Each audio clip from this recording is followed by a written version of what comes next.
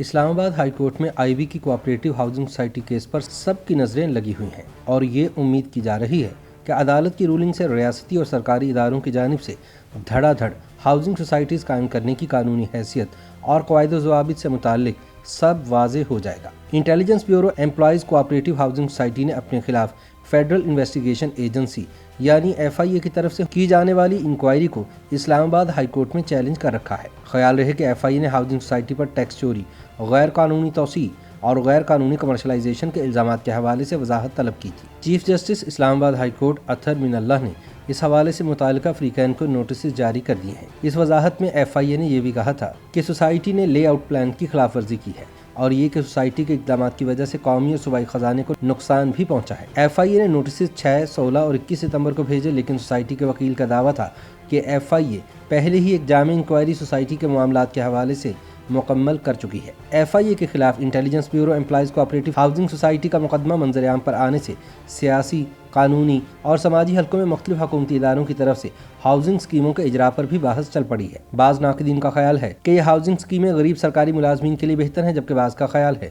کہ ان سرکاری اسکیموں کو بند کر دینا چاہیے اور حکومت کو اپنے طور پر تمام شہریوں کو سستے نرخوں پر گھر بنا کر دینے چاہیے۔ واضح رہے کہ ماضی میں نیشنل پولیس فاؤنڈیشن اور کچھ دیگر سرکاری اداروں کی ہاؤسنگ اسکیموں پر مختلف نوعیت کے الزامات لگتے رہے ہیں اور پاکستانی میڈیا میں اس طرح کے دعوے کیے گئے ہیں کہ کچھ طاقتور افسران نے ایسی ہاؤسنگ اسکیموں میں اپنے لیے اور اپنے رشتہ داروں کے لیے ایک سے زیادہ پلاٹس حاصل کیے جس کے وہ حقدار نہیں تھے۔ خیال کیا جاتا ہے کہ ملک کے وفاقی اور صوبائی ادارے اب ہاؤسنگ اسکیموں میں بھرپور دلچسپی لیتے ہیں اور اپنے ملازمین اور افسران کے لیے حکومت سے زمین حاصل کرنے کی کوشش کرتے ہیں۔ چند برس پہلے پاکستان کے ایک طاقتور ادارے کی طرف سے ایک ہاؤسنگ اسکیم شروع کی گئی جس کا زمین پر کوئی وجود نہیں تھا، جبکہ خریداروں سے پیسے بھی وصول کر لیے گئے تھے۔ اسی طرح ماضی میں بھی یہ دیکھنے میں آیا کہ کچھ وفاقی اداروں نے زمین رہائشی اسکیموں کے لیے ایسی جگہ حاصل کی جو سرکار نے پہلے ہی کسی اور مقصد کے لیے مختص کی تھی۔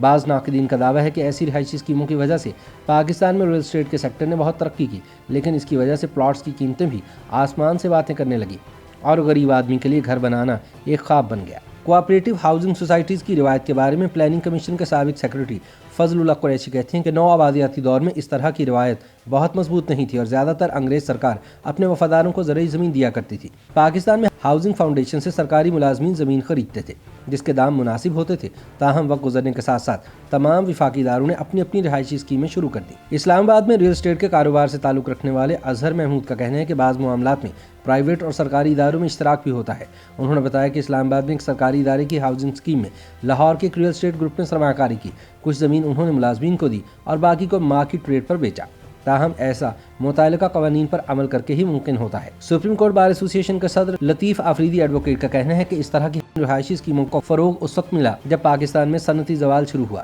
انہوں نے بتایا کہ ابتدائی طور پر سرکار ہی کم نرخوں پر لوگوں کو پلاٹس دیتی تھی اور رہائشی اسکیم بناتی تھی، جیسا کہ پشاور میں کچھ رہائشی اسکیمیں بنائی گئیں، لیکن 70 اور 80 کی دہائیوں میں لوگوں کو ریل اسٹیٹ میں آسان منافع نظر آیا تو انہوں نے اپنی سرمایہ کاری اس طرف کی۔ ان کے مطابق افغان جنگ کے دوران منشیات اور اسمگلنگ کا پیسہ بھی ان رہائشی اسکیموں کی طرف گیا۔ سمندر پار پاکستانیوں نے بھی اسے محفوظ سرمایہ کاری سمجھا، جبکہ حکومت کی طرف سے بار بار ان پروجیکٹس میں سرمایہ کاری کرنے والوں کے لیے عام معافی کے اعلان نے بھی ریل اسٹیٹ اور اس طرح کی اسکیموں کو فروغ دیا۔ کراچی سے تعلق رکھنے والے تجزیہ کار ڈاکٹر توصیف کہتے ہیں کہ تمام اداروں کو مساوی طور پر زمین آسانی سے نہیں ملتی۔ جو ادارے طاقتور ہوتے ہیں اور جن کے افسران متحرک ہوتے ہیں اور وہ خود بھی پلاٹ لینا چاہتے ہیں تو وہ اس بات کی کوشش کرتے ہیں کہ ان کے ایسوسی ایشنز یا ان کی کوآپریٹو ہاؤسنگ سوسائٹی کو آسانی سے سستے داموں زمین مل جائے، لیکن ایسے ادارے جو اتنے زیادہ اہم نہیں ہیں یا طاقتور نہیں سمجھے جاتے، جیسے وفاقی اردو یونیورسٹی کے ملازمین کی ایسوسی ایشنز، ان کو زمین کا ملنا اتنا آسان نہیں ہے۔